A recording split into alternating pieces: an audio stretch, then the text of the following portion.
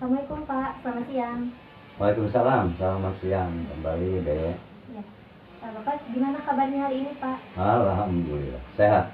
Alhamdulillah. Ya. Ya. Bapak, untuk saat ini keseharian Bapak seperti apa ya? Sekarang Apakah masih bekerja? ini kalau bekerja sudah pensiun ya dari 2017. Jadi hampir sudah 5 tahun sekarang, dan sekarang adalah ditugaskan untuk mengurus warga ya di sini, untuk mengurus warga. Baik, terima kasih Bapak sudah menyempatkan waktu untuk melaksanakan wawancara kali ini. Sebelumnya perkenalkan, saya Dea Raisa Andini dari psikologi jurusan psikologi semester 5 UIN Sunan Gunung Jati Bandung. Akan izin melakukan wawancara pada Bapak untuk memenuhi tugas perkuliahan. Nah, sebelum itu di sini saya izin menggunakan alat perekam kamera, juga alat perekam suara untuk mendukung pelaksanaan wawancara kali ini. Iya, nggak apa-apa, silakan. Baik. Dan hasil datanya nanti akan dijaga kerahasiaannya, juga hanya akan digunakan untuk keperluan tugas kuliah saja. Iya. Baik, setelah itu saya mempersilahkan Bapak untuk memperkenalkan diri Bapak terlebih dahulu. Ya, nama saya Mahmud Fuadi ya, Pak Haji Mahmud Fuadi.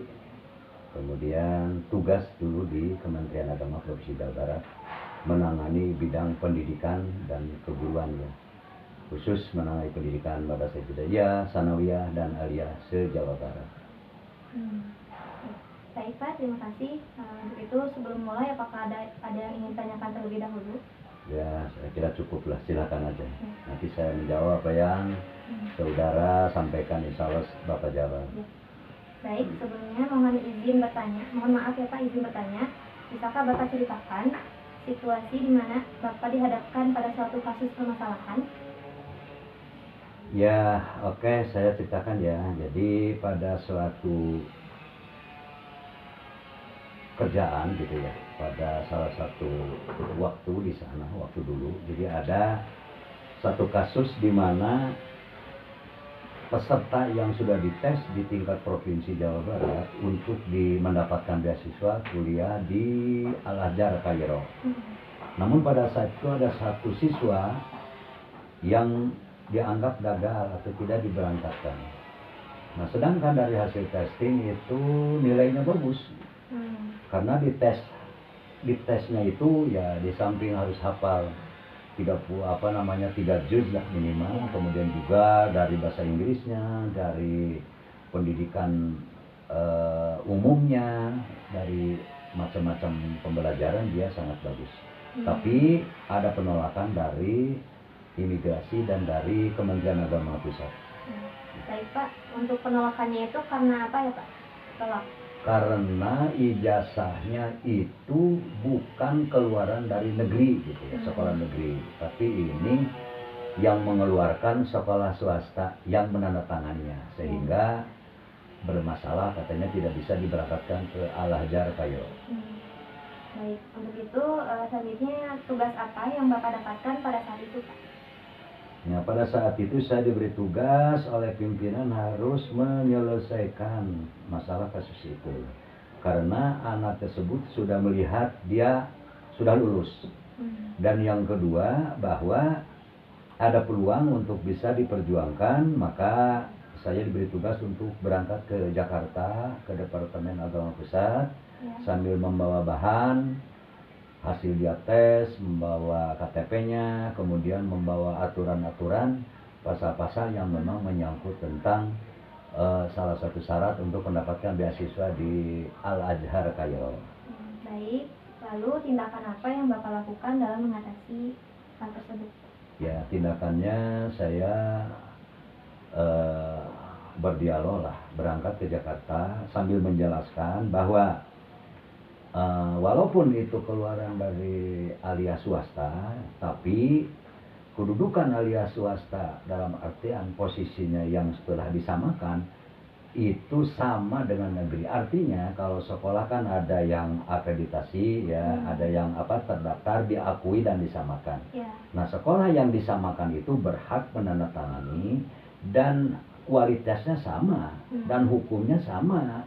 itu dengan sekolah negeri. Maka Ya. dengan dalih itu saya berdialog dengan panjang lebar dengan orang pusat, Ya. dan akhirnya karena dibuktikan dengan ada pasal dan undang-undang pada waktu itu, maka akhirnya disetujui. Ya. Nah, berikutnya hasil seperti apa yang Bapak dapatkan dari upaya Bapak tersebut? Dan hasilnya alhamdulillah itu kita menunggu surat keputusan, dan alhamdulillah diberikan surat keputusan bahwa orang tersebut berhak untuk mengikuti kegiatan kuliah di Al Kairo dengan status mendapatkan beasiswa. Alhamdulillah berhasil, bisa berangkat dengan kawan-kawannya tentunya. Iya Pak. Jadi yang tadi Bapak ucapkan itu bahwasanya Bapak menyelesaikan masalah tersebut dengan berdialog ya dengan pihak pusat, dan dibuktikan juga dengan undang-undang yang akhirnya menghasilkan suatu keputusan yang baik tentunya untuk pihak yang berkaitan. Alhamdulillah berhasil. Ya, baik Pak, terima kasih. Selanjutnya saya izin bertanya kembali. Bisakah Bapak ceritakan situasi di mana Bapak mendapatkan tekanan terberat dalam suatu pekerjaan Bapak? Tekanan terberat pada masa kerja saya ya di provinsi itu dikala dimutasikan atau dipindahkan ke ruang yang baru. Mengapa menjadi tekanan, menjadi permasalahan, menjadi gelisah? Karena namanya ruangan yang baru, satu fasilitas belum ada, ya fasilitas kantor seperti apa? Ya tentunya kan komputernya, meja dan lain-lainnya. Itu seperti kita dibuang aja ke sana. Baik Pak, untuk lokasi pemindahan itu kemana ya Pak? Masih di sana, tapi di ruang baru, yaitu di bidang pondok pesantren. Karena bidang pesantren ada pengembangan, ada bidang baru namanya bidang pondok pesantren, khusus menangani pondok pesantren. Tapi kita belum punya apa-apa di sana. Baik Pak. Dan untuk saat pemindahan lokasi itu, pemindahan ruang Bapak itu, tugas apa yang Bapak dapatkan pada saat itu Pak? Pada saat itu kita diberikan buku pedoman-pedoman bahwa bidang ini harus menyelenggarakan program ini. Walaupun kita belum punya alat kantor yang memadai. Tapi karena tuntutan dari pimpinan, maka saya coba ciptakan satu peluang kerja, yaitu ingin mengadakan program pembelajaran melalui paket ABC di pondok pesantren. Nah, Bapak kan sudah mendapat tugas seperti itu ya Pak. Lalu tindakan apa yang Bapak lakukan untuk menyelesaikan program tadi yang Bapak sebutkan? Ya, tindakan saya pada waktu itu pertama berkoordinasi dengan pihak Diknas ya provinsi, minta buku pedoman untuk bagaimana menyelenggarakan program paket ABC. Satu. Yang kedua, coba kita konsultasi ke Departemen Agama ke pusat. Kenapa saya ngotot untuk bisa melaksanakan itu? Karena tanpa itu di bidang baru itu ya kita hanya diam, tidak bekerja artinya. Nah, maka kita harus semangat juang, harus mencari, harus bisa menciptakan satu pekerjaan agar kita bisa bekerja sebagaimana mestinya. Gitu. Setelah melakukan tadi ya Pak langkah-langkah tersebut dan juga konsultasi dengan pihak pusat gitu, hasil yang Bapak dapatkan seperti apa? Nah alhamdulillah, walaupun nunggu ya kita tidak semudah seperti membalikan tangan, karena ini harus di SK-kan 3 menteri ya, Menteri Departemen Agama, Menteri Pendidikan dan Kebudayaan, dan Menteri Dalam Negeri. Jadi untuk bisa mewujudkan surat keputusan ada program paket ABC setara SD, setara SMP, dan setara SMU itu di pondok pesantren, maka kita harus melalui SKB 3 menteri. Alhamdulillah itu keluar surat keputusan itu, kemudian kita meminta buku-buku pedomannya, kita membuat struktur kepengurusannya, kita membuat sistem pembelajarannya berapa minggu sekali di pondok pesantren yang waktunya tidak mengganggu pengajian-pengajian di jadwal di pondok pesantren. Dan pada saat itu berarti paket ABC-nya ini sudah bisa diterapkan Pak? Alhamdulillah sudah bisa berjalan, dan sampai puncaknya bisa mencapai 6.000 se-Jawa Barat yang ikut ujian nasional tingkat SMU, ya, jadi setara dengan SMU. Alhamdulillah. Baik Pak, terima kasih. Untuk pertanyaan berikutnya, izin bertanya, bisakah Bapak ceritakan situasi di mana Bapak sulit menentukan sebuah pilihan? Aduh, deh, ini pertanyaan berat-berat nih, pertanyaannya nih. Oke, saya jawab ya. Dan memang merasakan Bapak pada waktu itu yang paling berat pada saat itu, di mana surat keputusan sudah dibuatkan, sudah jadi, dan yang mengusulkan itu sudah tahu. Ini diserahkan kepada saya pribadi, Pak Mahmud, ini tolong pegang surat ini, dan tidak diberikan. Itu yang sangat luar biasa. Harus bagaimana gitu. Nah, kenapa jadi masalah? Karena asalnya kan sekolah madrasah aliyah. Kok dialihkan ke masalah ke SMU, sedangkan madrasah aliyah itu aset Departemen Agama. Nah, mungkin di dalam usulannya itu apakah kurang jelas atau gimana, sehingga pimpinan kami menyetujui menandatangani surat pemindahan sekolah. Tapi setelah diselidiki dan setelah ditangani lebih lanjut dan dikoordinasikan dengan daerah yang mengusulkan itu, ternyata itu sangat bermasalah kalau dilanjutkan. Gitu, kalau dilanjutkan. Baik Pak, lalu saat itu tugas apa yang akhirnya Bapak dapatkan pada saat itu? Dengan adanya kesulitan Bapak untuk menentukan pilihan itu. Saya panggil dari daerah, khususnya dari yang sekolah aliyahnya. Jadi kepala dan TU-nya saya panggil ke kantor.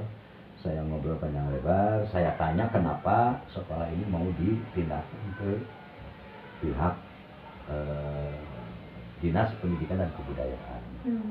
Kemudian juga saya juga panggil dari pengusul, di sana dibicarakan, karena ini sudah terjadi keputusan, maka rapat di sana, dan memang panjang alot karena yang punya sekolah juga ingin tetap bertahan di Departemen Agama, tapi yang mengusulkan juga bertahan ingin tetap dibawa ke Dinas, mengingat surat sudah ada. Jadi tugas Bapak seperti apa Pak? Harus seperti apa pada saat itu Pak? Tugas Bapak di sana ditugaskan seperti apa pada saat itu? Harus bisa menyelesaikan supaya tidak jadi polemik. Jadi begini deh, nih, yang mengusulkan kan ngotot ya, dia tahu bahwa ini sudah jadi SK, sudah jadi keputusan.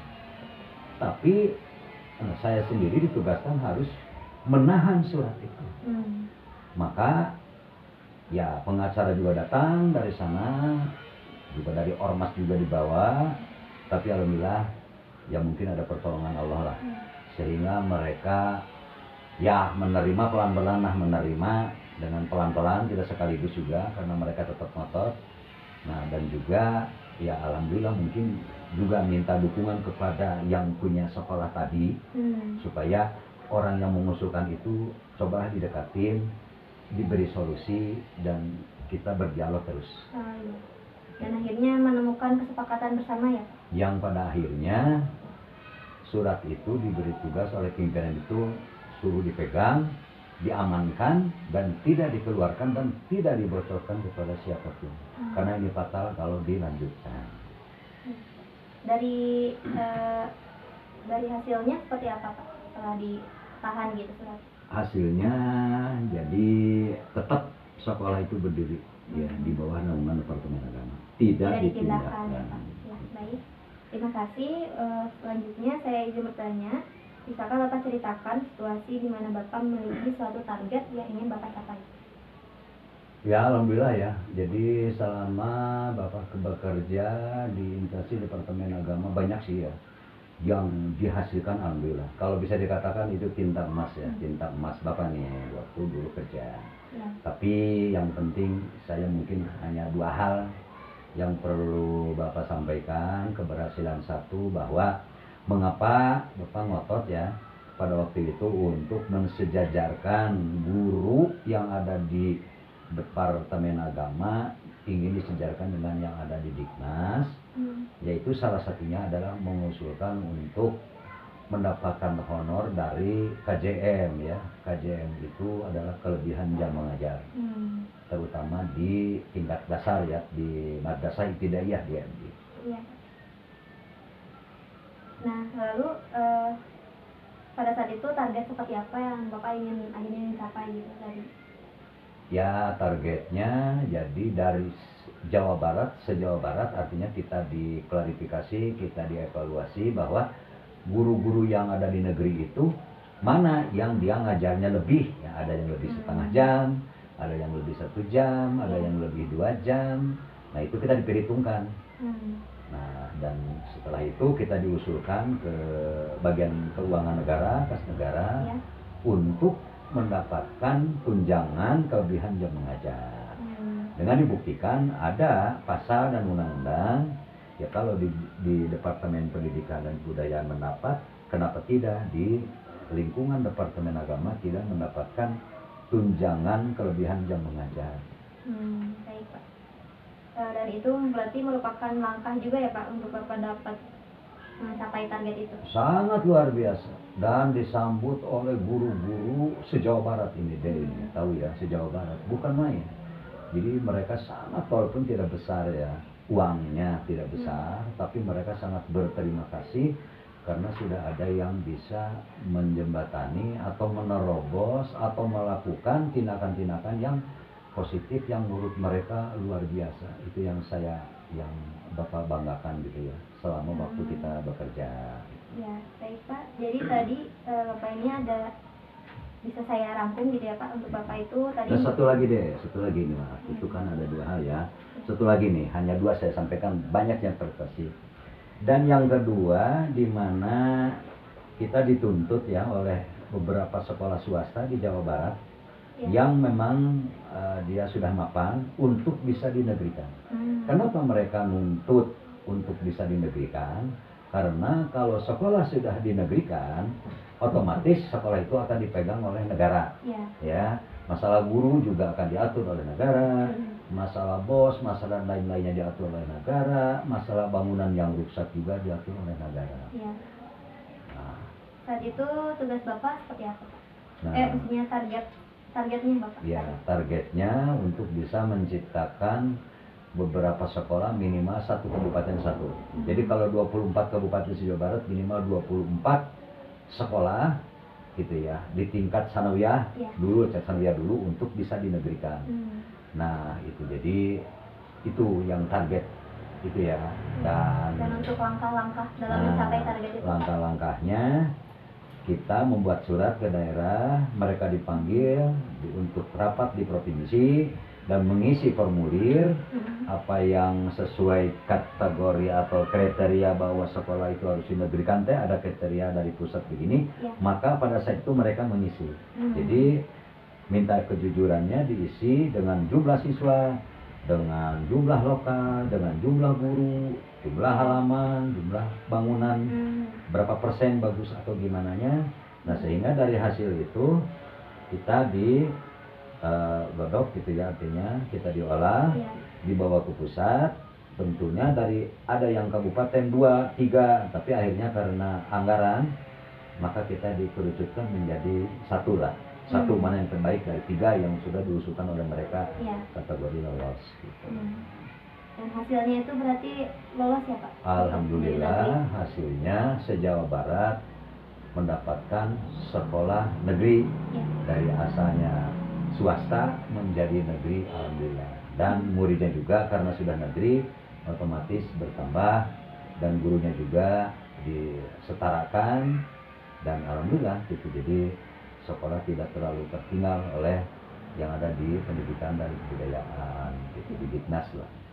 Baik Pak, terima kasih. Di sini saya coba untuk merangkum kembali yang Bapak silakan. Untuk capaian Bapak yang telah Bapak dapatkan gitu ya Pak. Pertama ini Bapak berhasil memberikan, maksudnya memperjuangkan hak guru honorer gitu, yang mana melebihi jam kerja bisa diupayakan itu mendapatkan upah gitu ya Pak. Iya, betul. Dan untuk pencapaian yang kedua ini mengenai Bapak ini bisa menegrikan sekolah yang tadinya itu swasta gitu.